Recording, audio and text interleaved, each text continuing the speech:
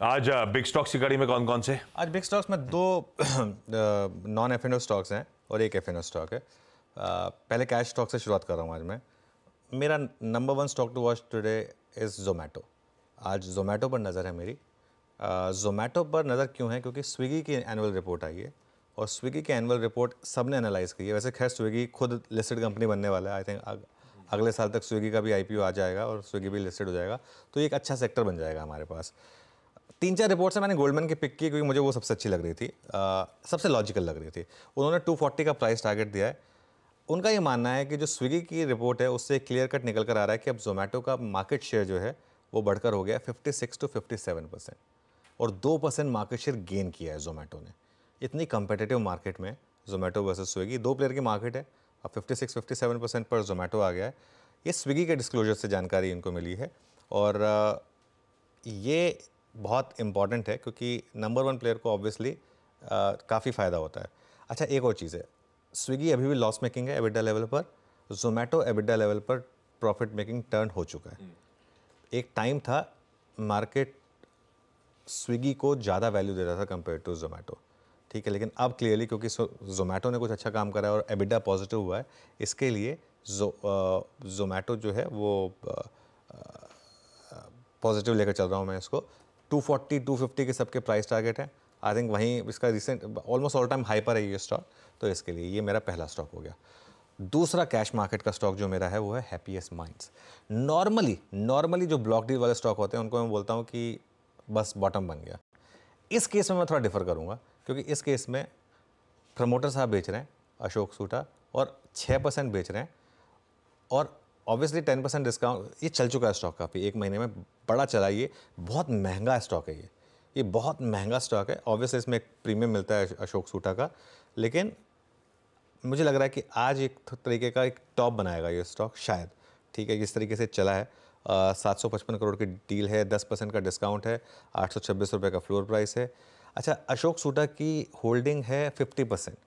उन्होंने अपने previous statement में कहा था कि 40% से नीचे नहीं जाएंगे वो। तो अगर 40% के नीचे जाएंगे तो मतलब 6% बेचना मतलब क्लीन आउट ट्रेड नहीं है। आगे जब लॉक इन खत्म होगा उसके बाद और 4% का एक स्कोप रहेगा आगे बेचने के लिए, और क्योंकि ये स्टॉक काफ़ी चल चुका है पिछले 1 महीने में और वैसे भी ऑफ लेट थोड़ा सा ये सब AI रिलेटेड स्टॉक में वैसे भी थोड़ी सेलिंग ही आ रही है, तो इसके लिए मैं आज इसको रेड में लेके चल रहा हूँ, हैप्पीएस्ट माइंड्स को।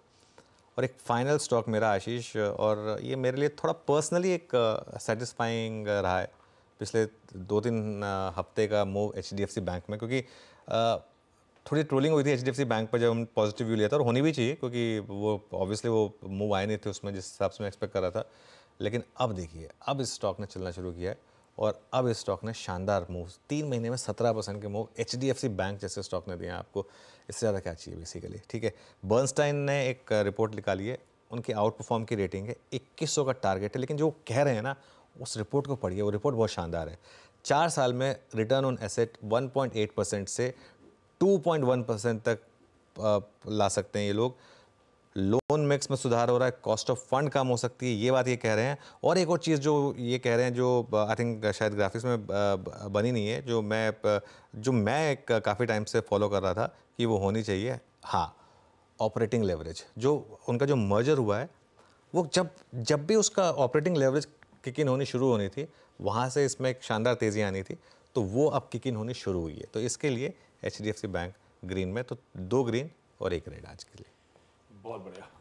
जोमेटो रखिए, और जोमेटो स्विगी अपने IPO से पहले और शायद जोमेटो की तेजी को देखते हुए बार बार अपडेट देखता हूं, इसके इन्वेस्टर्स वैल्यूएशन मार्कअप ले रहे हैं IPO से पहले।